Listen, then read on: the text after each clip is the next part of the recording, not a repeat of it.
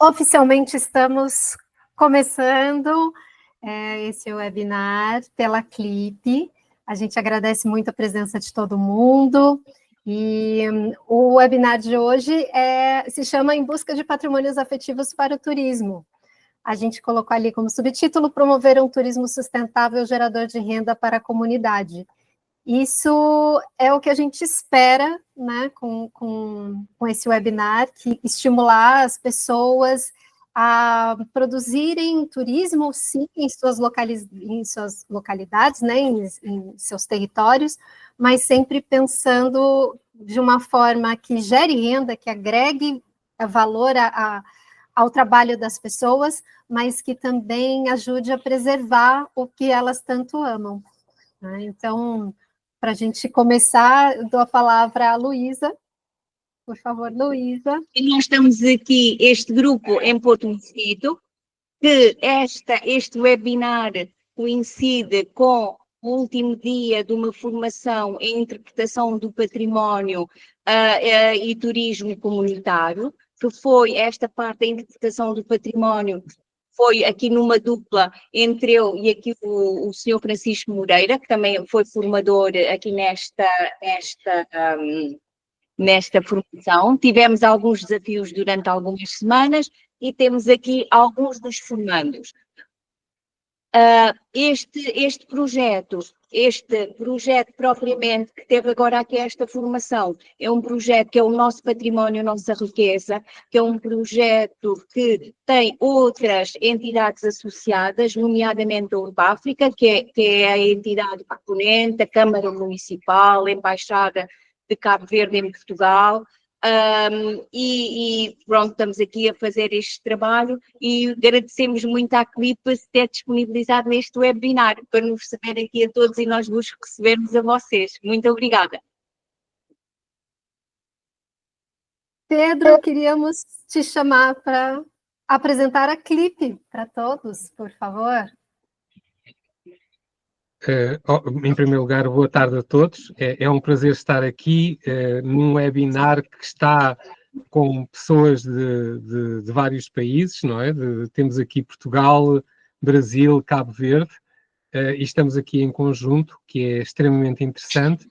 E aquilo que eu vou falar é aquilo que tem menos interesse para hoje, que é a Clip, porque estamos todos ansiosos, não é? Para saber mais sobre esta questão dos patrimónios afetivos e da experiência também de Cabo Verde.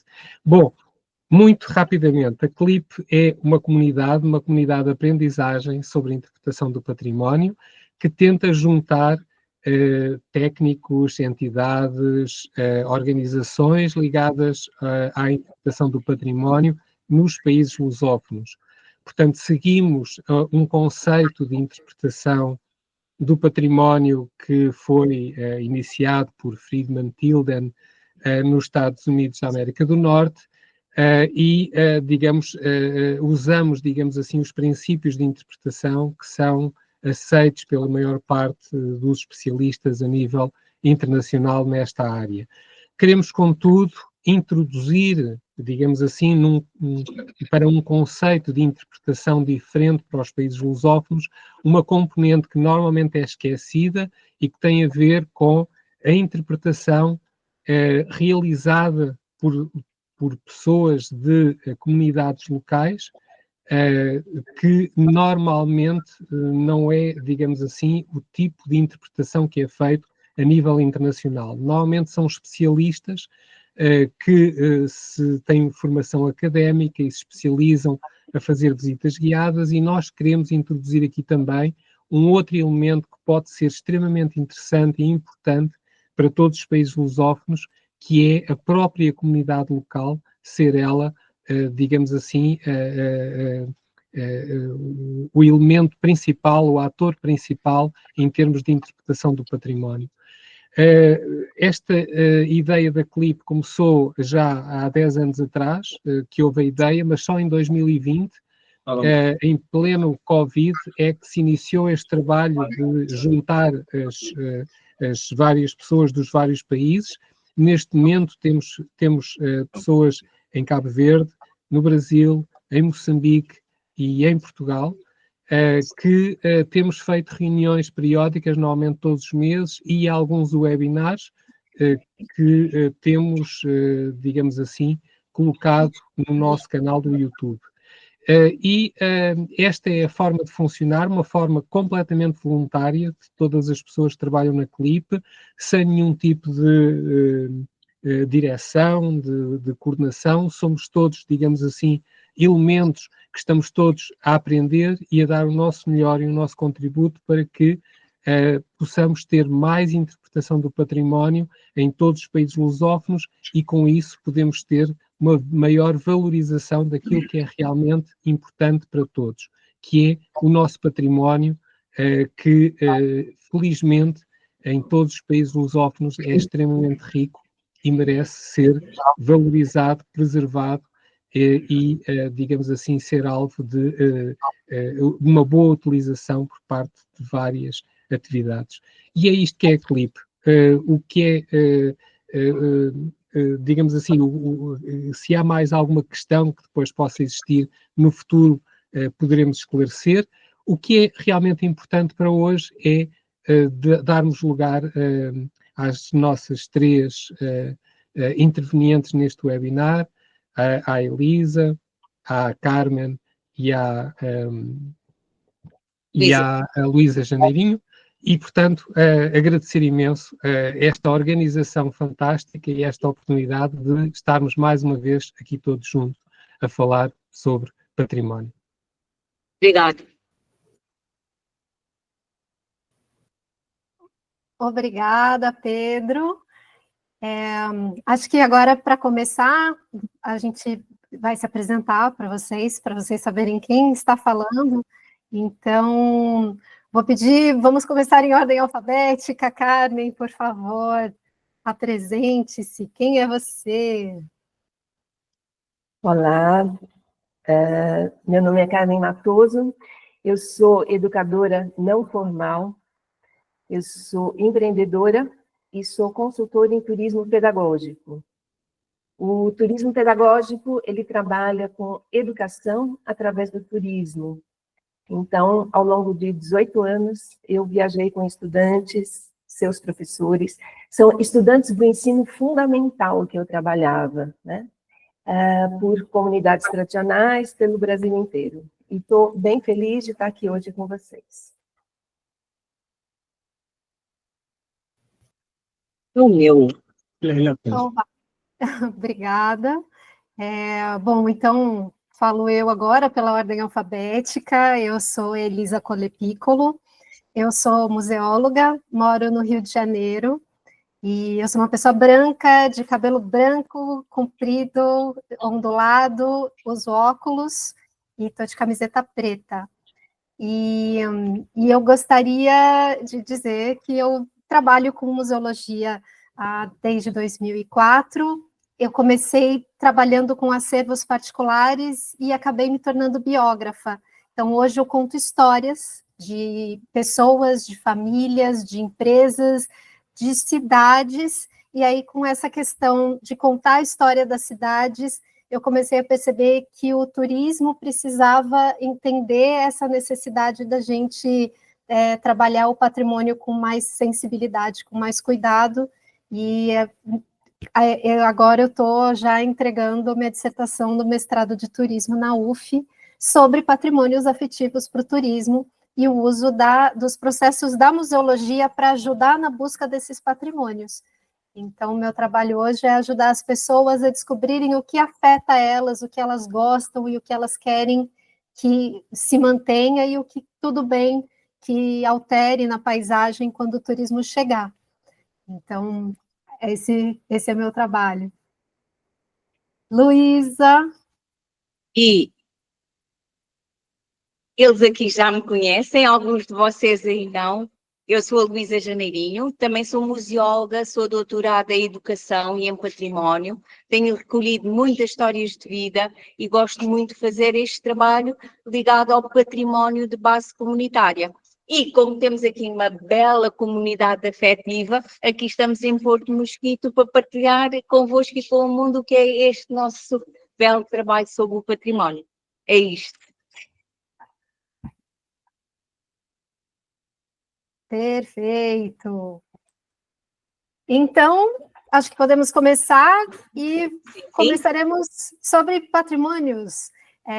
Luísa me disse que o pessoal aí de Porto Mosquito já está entendendo bem o que são os patrimônios, mas eu gostaria de trazer uma visão um pouquinho diferente sobre eles, que, na verdade, os patrimônios são os nossos tesouros, né? São as coisas que são realmente importantes para a gente.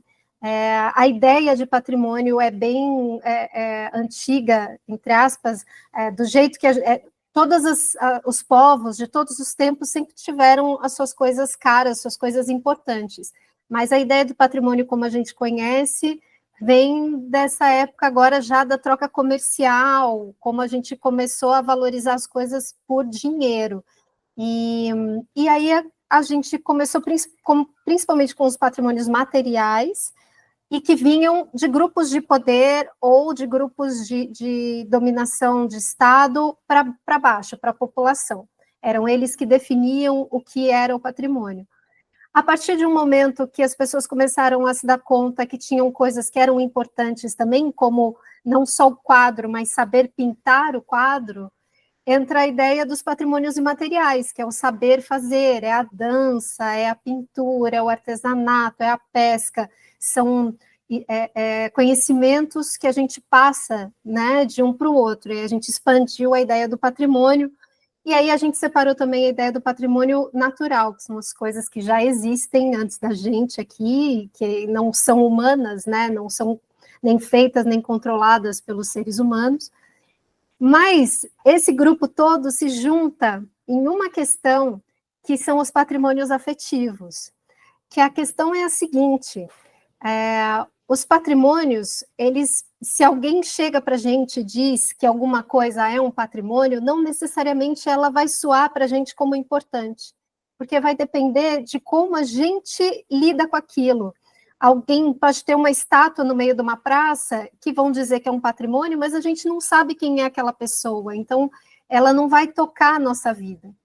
Então, os patrimônios afetivos são as coisas que de fato tocam a nossa vida, de fato tocam a vida do nosso grupo, da nossa família, da nossa comunidade, da nossa cidade, do nosso país. Elizabeth, já Olá. agora presente. Olá. Já agora Olá. pode, enquanto resolvemos, podes-te apresentar, Elizabeth, aqui a este nosso grupo. Sim. Olá, boa tarde. Boa tarde. Aqui fala Elizabeth Cardoso, diretamente da Cidade Velha, berço de Cabo Verde. Sou diretora da área de Turismo, Cultura e Património aqui na Câmara Municipal da Ribeira Grande, Santiago. E estou acompanhada do... Não, responde. Alô, sim? Boa tarde. Sim. Boa tarde. Boa tarde. Sou Bruno Monteiro, vereador da Educação, Transportes, Juventude e Desporto. Neste momento sou presidente em exercício, em subpresidente. Neste momento já é candidato a novo mandato. E é importante dizer que este nosso trabalho aqui, enquanto a Elisa está ali a resolver e a fechar a outra reunião para ninguém entrar, é importante dizer que este nosso trabalho aqui em Cabo Verde começou exatamente na Cidade Velha, começou com a Elizabeth há muitos anos. 2012. Em 2012, com o Sr. Francisco, e foi um trabalho muito bom começarmos a fazer histórias na rua com o Sr. Armindo Preto, com os pescadores, as batucadeiras. Foi um trabalho muito pequeno, mas que resultou muito bem. Continuamos aqui sempre a trabalhar em parceria com a Câmara. Hoje está o Sr. Vereador, mas a Elizabeth, desculpe, Sr. Vereador, é a pessoa que aqui está há muitos anos e conhece também, partilha desta história há muitos anos e deste grupo e deste interesse pelo património, pela interpretação, por um turismo diferente e por este turismo afetivo também. Enquanto isso, e como a Elisa estava a dizer, aqui neste grupo já tínhamos falado deste tipo de património, do património material, imaterial e natural, e talvez o Sr. Francisco, que aqui está e foi a pessoa e é técnico do Instituto do Património Cultural, possa falar do que falou aqui com os formandos sobre este assunto. Pode ser, Sr. Francisco. Enquanto estamos todos aqui à volta da... Boa tarde a todos. Portanto, é um prazer estar aqui convosco. Conforme a Luísa acabou de dizer, portanto, essa localidade de Mosquito, portanto, é uma localidade pescatória, que pertence a Ribeira Grande, Conselho de Ribeira Grande de Santiago. Portanto, Ribeira Grande de Santiago, onde localiza o património mundial, portanto, que é a cidade velha. Portanto, tendo esse valor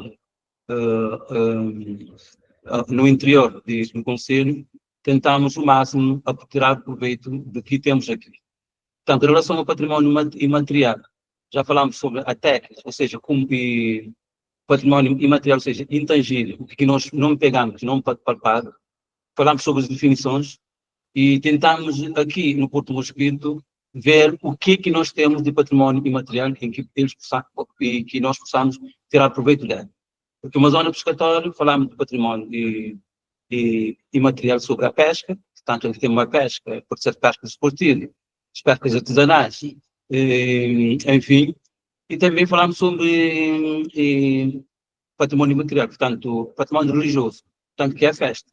E durante todos esses dias falamos sobre o património imaterial e também no domingo passado estamos aí no terreno a falar sobre os dias e festivos. Portanto, a festa que acontecia aqui, que é a padroeira, que é a Senhora de João Vegano, aí fazer o registro para que nós depois fazemos um documentário sobre a festa que nós temos aí. Em relação a recordações orais, também já recorremos vários recolhos aqui. Portanto, estamos a preparar o que nós temos para ter um documento, para que nós temos um documento para fazer um documentário sobre o nosso património imaterial aqui em Porto Mosquito. É mais ou menos isso nesse sentido que estamos aqui a trabalhar. Entretanto, neste meio tempo, também lançámos uma série de desafios, até um desafio também lançado aqui pela Clipa, que é a questão dos patrimónios sonoros. Não sei se está aí o nosso colega que da última vez falou dos patrimónios sonoros. É o Guilherme? Não. Sim, sou eu. E então, tivemos aqui na procura dos patrimónios sonoros, fizemos aqui este primeiro desafio de não mostrar imagem, mas ir à procura dos sons. Já agora, Guilherme, enquanto esperamos por Elisa, mas já agora já falámos aqui dos vários patrimónios neste meio tempo, Elisa, e só estávamos aqui a pedir ao Guilherme, já que um dos nossos desafios foi o património sonoro, se ele nos pode dar aqui um cheirinho só muito, muito curto, só para podermos continuar, que é também para não nos atrasarmos. Está bom, Guilherme? Claro, Luísa. Primeiramente, boa tarde aí para todos, boa noite, né? Daqui onde a gente está, na Península Ibérica, né? Para todos os países lusófonos, que a gente compartilha essa beleza da língua portuguesa. Bom, primeiramente, começamos a parte sonora pelo nosso idioma, né? O idioma já é um grande carga patrimonial e sonora que a gente possui. E mais além disso, todo o patrimônio imaterial, praticamente todo o patrimônio, que sejam festas, celebrações, rituais, eles são preenchidos pelo som. O som, ele faz parte desse tramo, né, que liga todo o patrimônio. E, em especial, tem alguns patrimônios que o som, ele é a matriz, né, é o que leva ao nome. Por exemplo, na minha pesquisa, né, que eu fiz ao longo, né, dos meus estudos, né, do meu doutorado também, por exemplo, eu falei dos sinos, né? Então, os sinos, o som dos sinos, a linguagem dos sinos, é uma forma também de comunicar com a comunidade, e esses códigos sonoros, ele representa também um pouco cada comunidade que estão em volta dos seus campanários. Então, é só para introduzir um pouco, até para não, né, estender muito, porque a Elisa já vai dar continuidade à apresentação, que ela já iniciou. O som, Sim. assim como outros sentidos, ele é muito importante na composição dos patrimônios, principalmente o patrimônio imaterial, que é a relação do homem, do ser humano, né, das pessoas com o seu ambiente, né? A área social onde ele se relaciona. E se a gente for buscar, a gente tem esses contextos sensoriais que estão presentes no patrimônio também. É isso, obrigado, gente. Obrigada, Guilherme. Obrigada, Guilherme. Então, vamos lá. A gente estava falando que todos os patrimônios, os materiais, os imateriais e os naturais, eles podem ser afetivos se eles forem importantes para a gente enquanto pessoa, para a gente enquanto grupo, né? Então, no caso de uma comunidade, no caso de um distrito, de uma vila, de uma cidade, de um país, o que naquele contexto como um todo toca aquelas pessoas como grupo, né? E esse tocar é o que faz a identidade do grupo, é o que faz a identidade da vila. Então, a gente compartilhar os mesmos desejos, as mesmas felicidades, as mesmas tristezas, faz com que a gente tenha juntos coisas em comum que a gente valorize, que são os nossos patrimônios. E fazendo o mapeamento desses patrimônios, a forma mais fácil da gente identificar o que naquele lugar a gente aceita que seja alterado quando chegar o turismo, ou que a gente não aceita de jeito nenhum que seja alterado. E aí eu vou trazer aqui uma fala que é o paradoxo do turismo, que é que as características que fazem um lugar interessantes para o turismo, elas são as primeiras, no fim das contas, a se perder por causa da exploração turística. Então, a gente nunca pode deixar de pensar em manter esse equilíbrio, trazendo o turismo para o lugar, tentar sempre pensar essa questão do patrimônio tem que ser contínua, a gente tem que pensar nele sempre, porque a cultura é viva e os patrimônios mudam porque a cultura muda. Então, eu trouxe aqui dois exemplos de cidades no Rio de Janeiro, no estado do Rio de Janeiro, aqui no Brasil. Uma é Mangaratiba, que é uma cidade de praia, que era uma cidade muito pequenininha, que vem da época ainda da exploração de cana-de-açúcar, da coisa toda da colonização, né, do Brasil, e que ela foi um porto que recebeu escravizados, né, vindos da África, e ela tem praias lindas, e essa população ficou isolada, porque eram pequenos agrupamentos de pessoas que moravam ali, e eles ficaram isolados nesse lugar durante muitos anos, até que chegou o trem e veio a primeira onda de turismo forte, que começou a descaracterizar o lugar. A partir de um tempo do trem, chegou uma segunda leva de turistas quando a estrada chegou nesse lugar. E aí as pessoas começam a aparecer, porque o lugar é lindo, é tão calmo, as pessoas são tão incríveis. E aí elas começaram a descaracterizar todas aquelas sensações, todos aqueles sentimentos e a paisagem que elas tanto gostaram e que foi o que levaram elas para lá.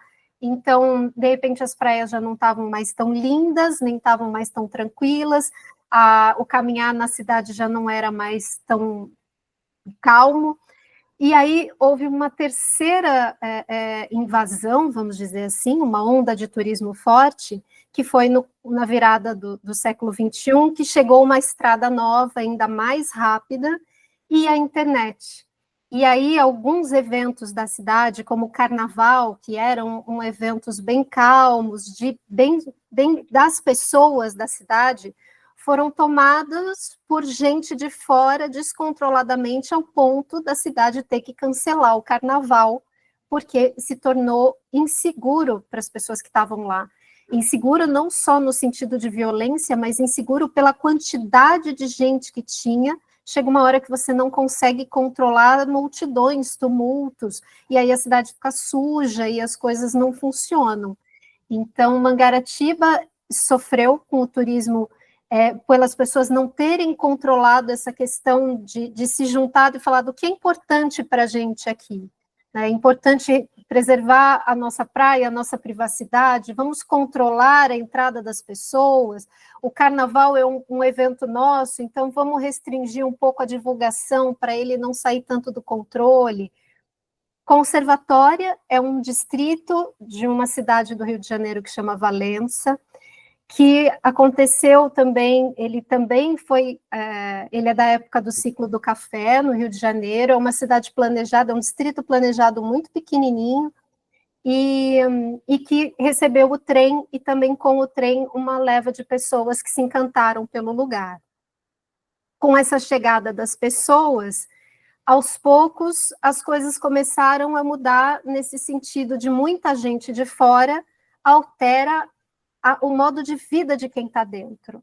Então, durante um tempo que eram só veranistas, eles conseguiram controlar, mas a partir do momento dos anos 80, quando chegou a estrada de asfalto, o turismo começou a descaracterizar comportamentos que eram muito amados pela população. O principal deles é a serenata, que a cidade, o distrito é conhecido como a cidade da seresta, a cidade da serenata, porque os moradores há mais de século têm esse hábito de ir para a rua à noite cantar, e com o turismo eles sistematizaram algo que era orgânico. Então é a mesma coisa da pesca, que você não tem como dizer que você vai sair para pescar às 5 horas, porque depende da maré, depende do vento. A serenata era orgânica, da mesma forma, as pessoas se encontravam, e aí um dia saíam num horário, aí no outro dia não saíam, e aí no outro dia tinha 20 pessoas, no outro tinha 100. Com a sistematização para o turista, que virou todo sexta, sábado e domingo, às 11h30 da noite, que a serenata sai, a população acabou desencantando e parou de participar. Virou um evento só de turistas, sendo que era um evento de muito afeto dos moradores. Então, esse tipo de consciência que é importante que a gente tenha quando a gente está falando de trazer o turista para o nosso território, para conhecer os nossos patrimônios. Se eles são nosso afeto, se esses patrimônios são importantes para a gente, eles têm que ser cuidados acima do turismo. Turismo é importante, vai gerar renda, vai gerar muita coisa boa, mas o modo de vida, as coisas que a gente tem, elas são nossas e o turista vai embora e a gente perde. Então, é importante sempre pensar nisso. E aí a gente tem a Carmen, que vai trazer experiências muito legais sobre processos que funcionaram de trabalho com patrimônio afetivo. Carmen? Quando a gente vai criar, né, os roteiros para começar a comercializar, para começar a fazer o turismo numa comunidade, após essa fase, né, de você encontrar o patrimônio, você inicia uma fase de o patrimônio, a comunidade como um todo, em oficinas participativas, é que vão eleger qual patrimônio que eles querem trabalhar. Uma vez feito isso, é dividido em grupos de interesse. Então, assim, tem pessoas que são mais tocadas pelo artesanato, ou pela pesca, ou pela culinária. Então, divide-se os grupos de interesse para trabalhar essas experiências, que depois vão ser comercializadas, né? E uma coisa bacana eu trouxe para vocês, são comunidades que eu trabalhei durante muitos anos, que elas têm muita semelhança com a comunidade de vocês. Porque se a gente for olhar, né, não tem nada que nos separe, né? E o que nos une é o mar, né, o Oceano Atlântico, os ventos alísios, né, e as correntes marítimas, né? Nós estamos, assim, são duas margens, né? Cabo Verde e Brasil são duas margens. E esses pescadores dessas regiões, a primeira que está aí é de água doce, não é de água salgada, é de um rio, mas esses pescadores, eles têm hábitos muito semelhantes com os hábitos de vocês aí. E eles criaram experiências, transformaram a comunidade através do turismo. Eles já fazem isso há muitos anos e deu muito certo. E eles conseguiram transformar a vida da comunidade, dos jovens, principalmente das crianças. Então, esse é Alter do Chão, no Pará. Eu vou contar para vocês que a Piracaia, que é uma experiência que hoje é oferecida aos turistas, e dá para a gente ver ali na praia, uma praia de água doce, que tem uma canga, uma toalha bonitinha, tem alguns outros elementos que eles levam para servir junto com o peixe, né? Mas essa atividade turística, ela surgiu a partir de um hábito deles, né? Os pescadores saem muito cedo para pescar e, num determinado momento, eles precisam comer. Aí eles colocam o barco na areia, juntam lá uma madeirinha, fazem um carvão, um foguinho e assam um peixe para se alimentar. A partir disso, eles criaram essa experiência. Então, hoje o turista vai lá, eles não pescam, nessa atividade, não pescam junto com o turista, porque a piracaia, né, significa peixe assado em Tupi-Guarani. O objetivo ali é realmente assar o peixe, e pode ser que você saia para pescar e não consiga pescar, né? Então, eles já levam o peixe que foi pescado um dia antes e fazem essa vivência com o turista. Vamos à outra. Aí é a família do seu Ezequiel de Oliveira, na Ilha do Cardoso. É uma ilha também, tem bastante similaridade com vocês aí. Eles trabalham há muitos anos com turismo de base comunitária. É uma família muito grande. Cada um dos filhos tinha aptidão para uma coisa. Então, um se dedicou à gastronomia e montou ali o restaurante que vocês estão vendo. O outro resolveu ser monitor ambiental, e aí ele trabalha com trilhas dentro da ilha, leva os turistas para ver o bioma local. Existe ali uma outra atividade que leva os turistas para conhecer os tipos de pesca, né? Então, a gente está vendo ali o seu Ezequiel, falecido, infelizmente. Ele estava jogando uma rede para mostrar para os turistas como é que se joga a rede. E depois tem ali uma atividade do cerco, eu não sei se vocês trabalham com cerco aí, que a gente também leva os turistas num barco para conhecer essa atividade do cerco. Embaixo é um grupo de mulheres, é bem recente isso, elas montaram um grupo, uma banda, e tocam, e aí também são todas são experiências turísticas. Cada um tem o seu valor, e quando vai se formar um roteiro, aí você inclui todas essas experiências. Então, o turista vai chegar, ele vai ter uma vivência para conhecer a pesca, depois ele vai almoçar, depois à tarde ele vai ver o artesanato e tal. Vamos lá, Elisa, próxima. Elisa? Já troquei. Ah, tá bom. Eu acho que pulou uma, não? Dos pescadores e pescador? Ah, não, tá bom, ok, tá nessa ordem, tudo bem. Essa não é na praia, essa não é no litoral, eu trouxe para vocês porque é de artesanato, é lá no Vale do Ribeira, num quilombo chamado Ivapuranduva, que trabalha também com turismo de base comunitária, muito bacana, o turismo transformou aquela região também, e essa é uma atividade que eles levam os turistas para conhecerem o bananal. Ali é feita a coleta do caule, né, junto com os turistas. Depois ali, não sei se dá para ver, eles estão tirando, né, as fibras do caule, eles fazem junto com o turista. Depois ali tem a secagem. Eles mostram todo o processo do artesanato, né? E depois tem a lojinha também. Então, essa atividade gera 2 tipos de renda para a comunidade. Um é que eles vendem a oficina de artesanato, para você conhecer todo o processo. E outro é a lojinha, né? Que depois eles vendem os produtos. Aí é uma oficina de nó de marinheiro, isso é bem bacana, eu participei, né, desde o início desse projeto.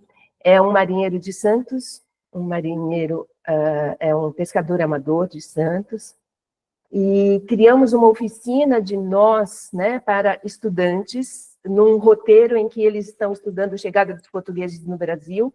Então, ele faz os nós com os estudantes, que eles têm muito interesse em aprender, é uma coisa muito gostosa, e muitos depois seguem aí, pegam em livros e continuam essa atividade, e ele vai contando para que serve cada nó dentro da embarcação, né? É uma coisa bem interessante e que também gera 2 tipos de renda.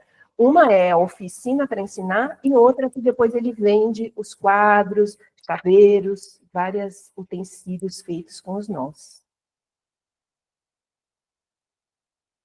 E aí, acompanhando um dia de trabalho numa comunidade pesqueira, né? Que a gente pode falar um dia de faina, né? Então, são 2 lugares diferentes aí. Um lugar é em Salinas da Margarida, na Bahia, que eu também participei para ajudar a construir os roteiros. São as mulheres marisqueiras, né, que na maré baixa catam os mariscos. E aí a gente criou um roteiro para que o turista possa acompanhar um dia. Então, eles vão junto, eles vão catar, depois disso tem todo o processo de ferver para tirar o molusco, para poder guardar nesse local. Depois quem compra é chamado ganhadeira, é a pessoa que vem comprar deles esse molúsculo, né? E do lado é Raposa, que é um município no Maranhão. Raposa tem bastante semelhança com vocês, porque ela está numa ilha também, ao lado de São Luís do Maranhão, que também é um patrimônio da Unesco, né? Então, eles entraram aí nesse viés de aproveitar esse turista que já está indo conhecer esse patrimônio da Unesco e criaram roteiros maravilhosos lá de barco, para dar a volta de barco, conhecer o manguezal, conhecer os sistemas de pesca. Eles têm um trabalho de educação ambiental com crianças locais, muito bacana também. E aí dá para ver a secagem, né, dos peixes. Lá eles têm esse hábito. É um dos maiores produtores de peixe seco lá do Maranhão. E Raposa também eles têm artesãs ligadas à renda de biuro, né, que eu não trouxe aqui para vocês, mas é um município que se desenvolveu muito, é muito pequenininho também, como vocês, e se desenvolveu muito através do turismo. E acho que acabou, né? Então é isso, gente. Era isso que eu queria trazer aí para vocês. Ok. Aqui da nossa parte, aqui da Cidade Velha, temos esta experiência que temos vindo aqui a desenvolver na Cidade Velha, que assenta em principalmente 3 projetos. Um deles é o Inspira-te, Património Criativo, que foi um projeto muito ligado às comunidades e que teve como principal objetivo a recuperação do património imaterial e das histórias e das memórias. Mas também este último projeto, que foi o Ilhas e Encantamentos, e que teve como objetivo pôr na literatura infanto-juvenil as memórias e as histórias de cada localidade e também que essas histórias fossem construídas com a própria comunidade.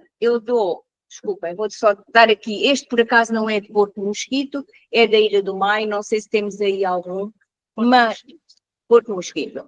Por exemplo, um dos livros que foi construído foi este, O Menino Pirata nas Ilhas do Encantamento, em que este livro foi construído a partir de oficinas com as crianças, com os alunos aqui na Escola de Porto Mosquito, em que vai ser contada uma história dos piratas, e a pirataria fazia parte das histórias e das memórias históricas aqui destas localidades, mas que depois traz também os personagens locais, a batucadeira, o pescador, a peixeira, e também os personagens do património natural, e é uma história que é contada pelas crianças, e estas ilustrações são com base nas várias personagens locais que foram confeccionadas pelas artesãs. Temos ali uma das formadoras, que é a Helena.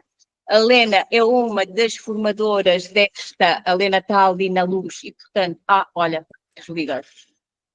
A Helena não se vê daqui, mas já apresentamos e, portanto, foi recolhido na comunidade os vários personagens emblemáticos, foram recolhidas as histórias e depois a partir deles foi escrita esta história. Este é o projeto Ilhas e Encantamentos, que tem como principal prioridade que este património afetivo, este património material, mas também material que é também o do saber fazer, venha para a literatura infantil-juvenil para que as crianças se apropriem dele.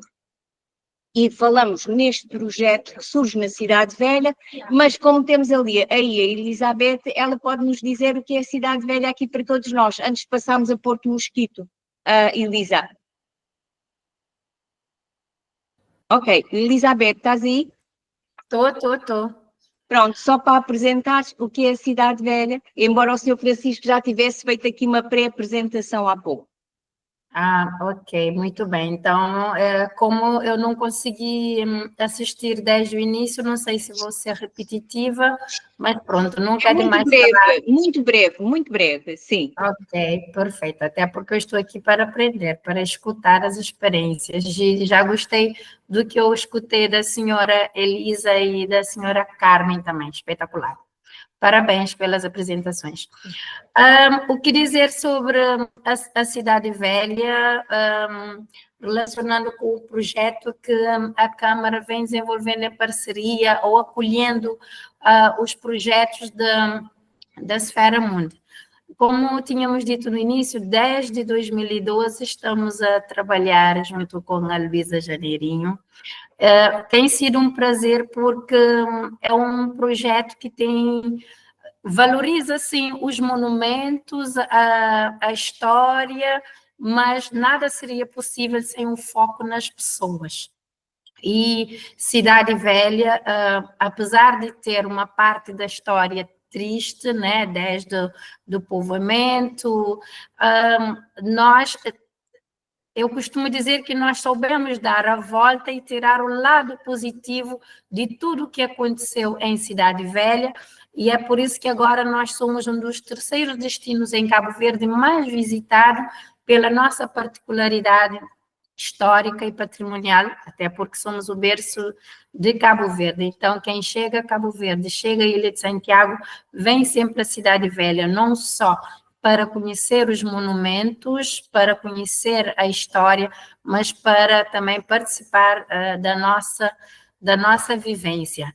É um sítio muito simples, de pessoas humildes, de nada de luxo, mas a paz, a simplicidade, a humildade das pessoas torna-se mágico. E não é à toa que a Luísa é a nossa cidadã.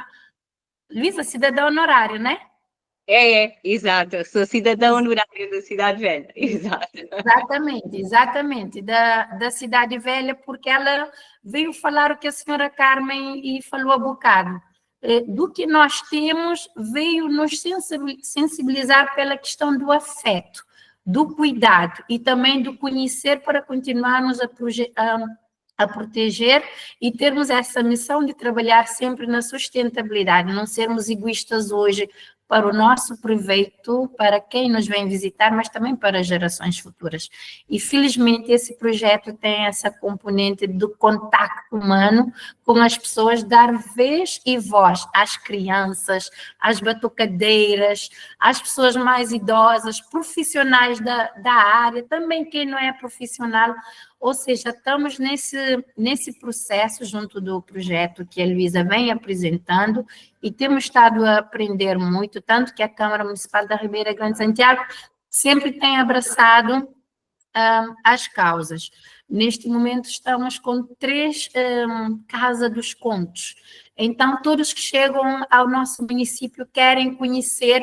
E, Luísa, eu digo que a expectativa está muito elevada, não sei como vamos fazer para ter sempre dinâmicas, porque a Casa dos Contos é onde? Percebe? E brevemente as pessoas já querem chegar a Belém, que é a zona alta, época da chuva é encravada, por causa da acessibilidade, mas também agora fiquei um bocadinho quando disseram, temos uma estrada alcatroada, vem mais pessoas para aqui, e com a chegada de mais gente vamos perder algumas coisas, mas já estamos a aprender, se calhar, a trabalhar na prevenção, porque as pessoas que estão lá também têm a sua vivência, têm a sua riqueza, mas a acessibilidade é importante porque tem os seus produtos para vender no capital do país, tem a questão da saúde, é ver como ter um equilíbrio, digamos assim. Então, os projetos que estamos a trabalhar com a Esfera Mundi é bastante inclusivo, tanto no contato com as pessoas, nos métodos que utilizamos para elaborar, para implementar os projetos e também para a sua divulgação. Desde 2012 fizemos inventário sobre a nossa gastronomia, nomeadamente caldo de peixe, a moda Cidade Velha, que é o prato típico aqui da Cidade Velha, espero que um dia tenham a oportunidade de experimentar. A produção da aguardente, que é a bebida tradicional de Cabo Verde. Então, como é que se faz desde do cultivo da cana-de-açúcar até a produção do grog e também a exposição venda que nós temos no Centro Cultural Cidade Velha. O artesanato espetacular, todas as pessoas gostam quando chegam no Centro Cultural e veem as bonecas. Não é uma simples boneca de pano, é uma boneca que tem vida e tem uma história que está afeta a pessoas ou personalidades que tiveram impacto na nossa história, como um pirata, apesar do estrago que fez, mas ficou memórias. Então, tiramos proveito disso também para a cultura, para o património, para o turismo. As nossas batucadeiras, o pescador, o Armindo Preto, enfim, são pequenos trabalhos, mas com impacto muito grande. E é uma homenagem que a Heloísa acaba por fazer sempre a todos os ribeira-grandenses, eu acho. Obrigada, Elizabeth. E então, continuamos aqui nesta apresentada à Cidade Velha, que deixou um gostinho para toda a gente aqui vir visitar, claro, claro. Perto da Cidade Velha, temos Porto Mosquito. E agradecia que, Elisa, o slide a seguir. Porto Mosquito. E então, não há ninguém melhor para falar de Porto Mosquito. Ziggy, vamos falar de Porto Mosquito. Apresente Porto Mosquito. Vá, Ziggy.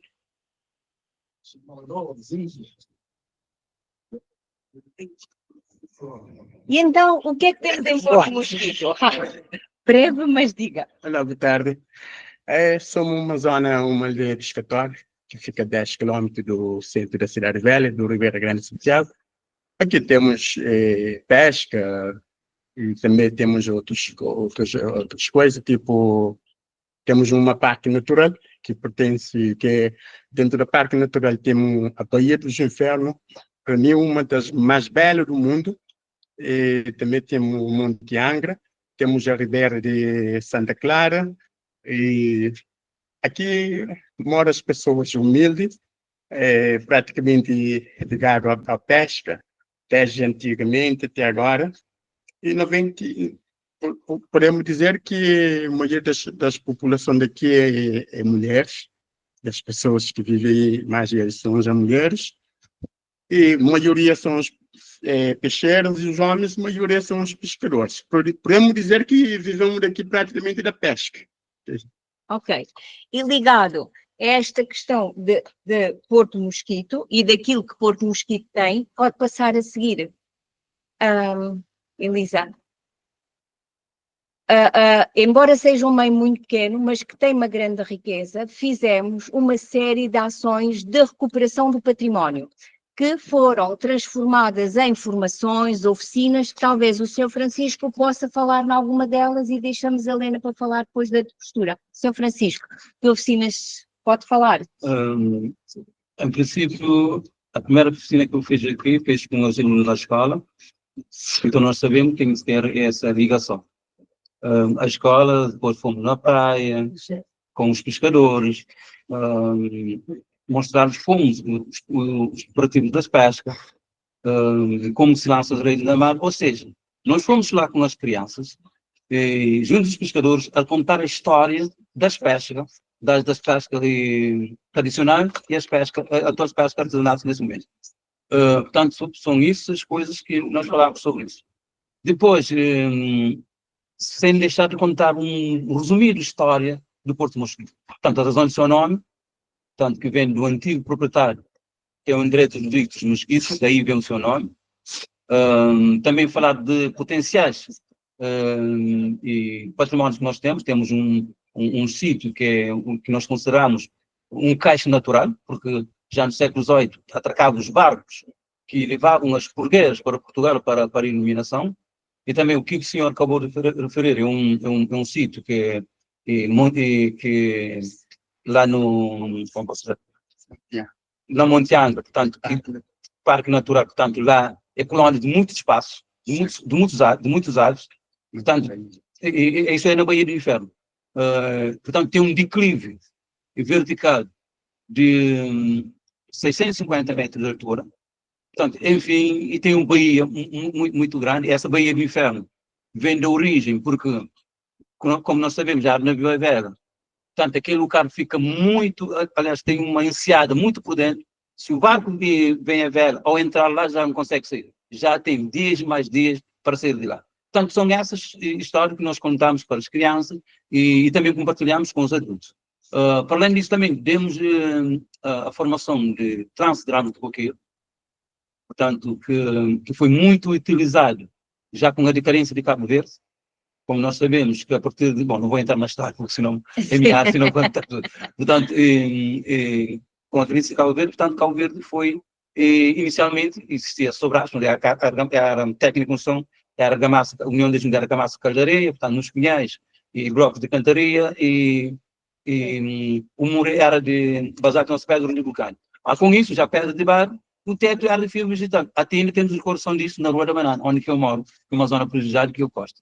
Portanto, isso implicamos aí. Depois temos ao lado da casa de controle da destinação e criamos a zona de sombra, o espaço de sombra.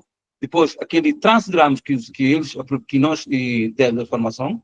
Depois, aquele ramo aproveitado na sombra, saímos do outro lado. Vocês vão ver no foto. Mais ou menos isso.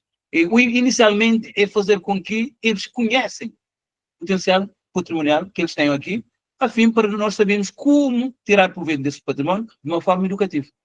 A outra fase a seguir, que também fizemos aqui com outro grupo e que também temos ali, temos aqui a Helena, temos aqui algumas imagens, podem ver ali, como já falaram, é uma zona pescatória e esta zona pescatória também tinha muitas redes que não eram utilizadas, redes de pesca que já não eram utilizadas, e então um dos trabalhos que foi feito com um grupo de mulheres aqui de Porto Mosquito foi exatamente dessa recuperação das redes. Elas estão aqui, também podem, a Helena pode dizer o que fizeram, fala em crioulo e diga que é bom.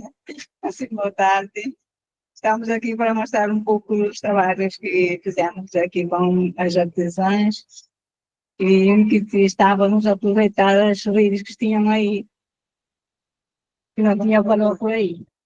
E assim criámos um duplo rendimento. Foi um rendimento para o senhor que tinha redes e que não as estava a utilizar, e um rendimento para as artesãs que aproveitaram as redes, as lavaram e fizeram novos elementos com elas. Pronto, e aqui estamos nesta apresentação. E ainda fizemos mais um grupo, por acaso não temos aqui nenhum dos formadores, da audiovisual, mas o Ziggy também está aqui, foi um dos elementos que pertenceu, que foi para começarmos a fazer esta recolha das histórias, de todas as histórias que iam fazendo ao longo deste tempo. Pronto, e temos apresentado o nosso projeto Porto Mosquito.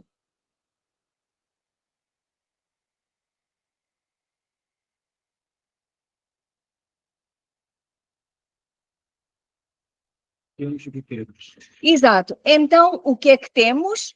Já está aqui à vista, portanto, temos este manancial de património, este património incrível, este património muito afetivo, muito pequeno, e que, na verdade, como dizia a Elísia Carmen, muitas vezes, quando o abrimos de uma forma não pensada, ele acaba por ser destruído. Portanto, o que aqui queremos é realmente trazer um turista e um turismo de base comunitária que crie este rendimento, que devolva a esta comunidade de rendimento com base no património que eles têm. Daí esta, como as nossas amigas dizem, esta nossa fala tão importante e este trabalho que penso tem sido aqui feito, que é cada grupo de interesse, perceber o património que tem, a conseguir valorizá-lo para que ele também não seja destruído.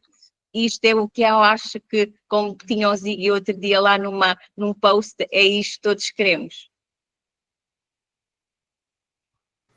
E onde estava? Opa! Uma coisa que saiu do lugar. Saiu aí qualquer coisa do Ziggy. Não faz mal. Depois, acho que esta questão do que temos aqui em Porto Mosquito. De qualquer forma, já falámos muito sobre este slide que aqui temos, que é sobre o modo de vida, sobre a história, sobre a cultura e sobre o território. Adiantámos no outro slide, mas eventualmente não sei se mais alguém quererá acessar.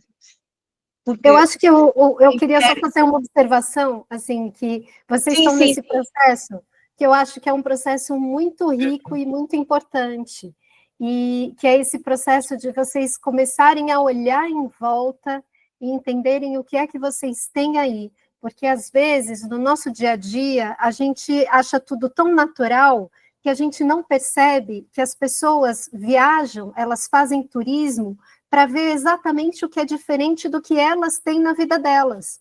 O que vocês têm aí é diferente de tudo que as outras pessoas têm nos outros lugares.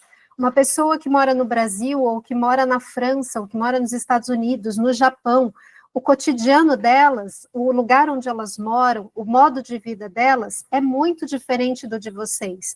E é muito diferente dentre qualquer lugar, né? Então, cada lugar tem um comportamento, tem um modo de vida, tem uma história, tem uma cultura, tudo é único.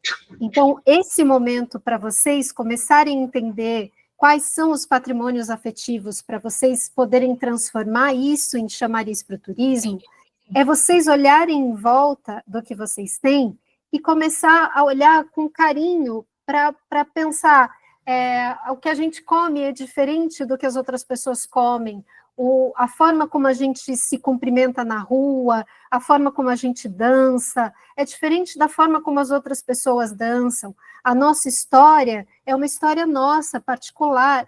Tudo isso pode ser usado para o turismo.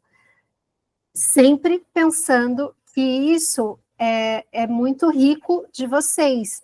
Então, a forma como vocês precisam trabalhar isso é de uma forma que, por mais que vocês apresentem para o turista, que vocês não deixem isso ser profundamente alterado no dia a dia de vocês. Pelo menos as coisas que sejam mais importantes para vocês. Porque a tendência do turista é que ele chega trazendo o modo de vida dele. E se deixar, ele vai querer tudo que ele tem em casa. Mas a ideia não é essa. A ideia é que ele viva um pouquinho como vocês. Então, é claro que vocês podem dar um conforto, mudar um pouquinho a rotina de vocês para receber o turista, mas não queiram mudar demais para atender o turista. O turista está indo aí exatamente para ver vocês como vocês vivem, como vocês são. Então, tem que ceder um pouquinho, mas não muito. Sim, e foi por isso, só para interromper aqui, e para podermos passar ao slide seguinte, porque nós estamos mesmo aqui no nosso limite de tempo, por condições nossas aqui do espaço. Não te importas, Elisa? Eu sei que está aí no... E a questão põe-se exatamente aqui, que foi o trabalho que se começou a fazer aqui em Porto Mosquito, nós nem chamávamos bem formação, era destas oficinas, que era, o que é que nós estamos aqui a fazer? É preciso, na verdade, trazer rendimento para as famílias, mas o que é que queremos? Valorizar o património ou valorizar os turistas. E antes de começarmos a criar percursos turísticos e ver como é que se podia trazer o turista para aqui, acho que foi de veras importante todas estas oficinas que se fizeram, umas de máquinas na mão, de telemóvel, a captar os sons, a captar as imagens, a refletir, por exemplo, a importância da Nossa Senhora dos Navegantes, do que não é o batismo dos barcos, também que se chama a bênção dos barcos. Portanto, fazer primeiro este trabalho todo para se perceber como isto é importante para se passar à fase seguinte. Podes passar só o próximo slide, por favor. E isto está ligado àquilo que nós já ali falámos há pouco, que é o que é agora importante para podermos, depois de fazer este trabalho, podermos trazer o turista até Porto Mosquito para criar outro rendimento, mas sem perder as atividades, a alimentação, que é característica do local e é única e por isso é tão importante. Não me vou alongar mais porque nós estamos mesmo no limite do nosso tempo de poder estar aqui, ok? A Carmen quer dar uma fraseada rapidinho nesse último. Não, na verdade, aqui vai ficar para vocês, né? A gente resolveu fazer um passo a passo, né? A partir de você identificar os patrimônios até chegar na comercialização, quais os passos que vocês vão precisar dar. Então, isso vai ficar para você, não vou nem comentar. Já vou me despedir, dizendo para pensarem em associar o turismo de base comunitária com o turismo pedagógico, né? Os estudantes chegam com seus professores dentro dessa visão de um turismo sustentável, regenerativo, que não vai mudar o local e gerando renda, né? E eles chegam, geralmente, numa classe inteira, no mínimo, né? São muitas pessoas já gerando renda. É isso, gente, muito obrigada, adorei conhecer vocês, e estou louca para conhecer Porto Mosquito. Ok, obrigada. E aqui a terminar, temos aqui, no final da montagem de uma formação em trabalho com a folha de coqueiro, que é uma arte e ofício tradicional, um saber fazer. E temos muita pena que não estejam aqui, porque agora vamos passar à parte de fora e à nossa festa, porque a nossa internet está mesmo no fim, e não... mas há aqui alguém que levantou a mão, com certeza queria fazer alguma pergunta. Nossa Marisa parte... Romão. Marisa, tá aí? A Marisa levantou a mão, mas acho que ela não está mais. Ok, sim. Não sei se alguém daqui também quer fazer mais alguma pergunta. Silas? Senhor Francisco? Ou dizer alguma coisa, pode aqui encerrar a nossa. Agora só resta agradecer. Portanto, foi uma experiência bastante rica, aprendi muito. E mesmo assim, eu vi que não estamos muito longe do assunto. Estamos perto do assunto, mas ainda tivemos mais o poço. Tive alguém que diz que Cabo Verde é entre o Brasil, portanto, somos um país irmão. Não só pela língua, mas pelos traços históricos. Porque a Cidade Velha servia ponto de logística dos primeiros colonos que foram para o Brasil. Portanto, a partir daí que começou a relação com o Novo Mundo através da via marítima. A Cidade Velha tem um porto de centro triangular, de comércio triangular, intercontinental. Portanto, é isso. Portanto, tem muitas coisas em comum. Futebol, porque nós somos amantes de futebol. A novela. E a festa? E a festa. Aqui temos, quem sou um mineiro, somos sempre, portanto, que nós consideramos os brasileirinhos, porque se gostam muito da samba. Portanto, isto e já começou a emocionar, é melhor ficar por aí. Muito obrigado. Obrigada. E estão todos convidados agora aqui para a nossa festa, que vamos fazer ali fora. Mas, como diz o Sr. Francisco, isto é um sítio de ligação entre os vários mundos e vamos ter muito prazer, com certeza, em vos receber aqui em Porto Mosquito. Até já. E obrigada. Obrigada, obrigada. Tchau, tchau. Tchau, obrigada. Obrigada. Obrigada a todos.